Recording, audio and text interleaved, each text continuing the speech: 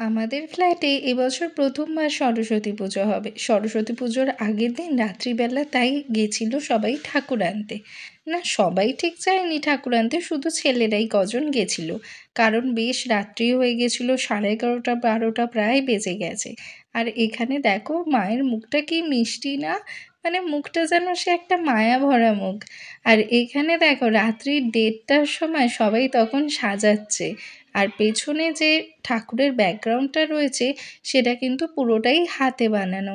এখানে যে অক্ষরগুলো লেখা আছে অ আ, এগুলো সব আমাদের এই ফ্ল্যাটের এক কাকু লিখেছে, নিজে হাতে লিখেছে।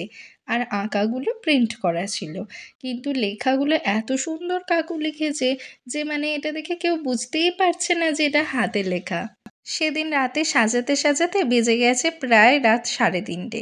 তারপর সবাই গেছে ঘুমোতে।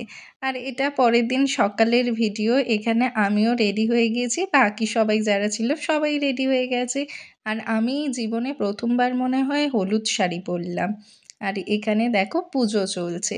তারপর একে একে সবাই অঞ্জলি দিল এবং ঠাকুরের হোমও শুরু হলো। আর ঠাকুরের হোম দেখতে আমার না বেশ ভালোই লাগে। আর এখানে দেখো কি সুন্দর লাগছে না যখন হোমের আগুনটা জ্বলছে। তারপরেতে পুজো শেষ হতে আমরা সবাই একটু ফটোশ্যুট করে নিলাম আর কি।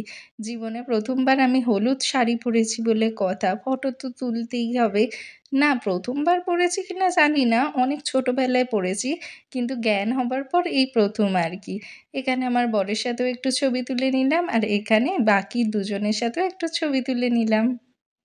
ছবিতে আমার সাথে যে পুচকিটাকে দেখছো, এই পুচকিটার আবার বিকেল বেলাতে ছিল অনুষ্ঠান। তো ওরই অনুষ্ঠান দেখতে আমরা গেলাম। কাছাকাছি অনুষ্ঠান ছিল। আর ফিরে এসেছিল হচ্ছে আমাদের খাওয়া দাওয়া। মানে আমরা যে ফ্ল্যাটে থাকি সেই ফ্ল্যাটের কয়েকটা ঘর মিলে খাওয়া দাওয়া করেছিলাম। যে যেখানে পেরেছি বসে পড়েছি। মেনুতে ছিল লুচি, আলুর দম আর ফ্রায়েড রাইস আর মিষ্টি। চলো টাটা।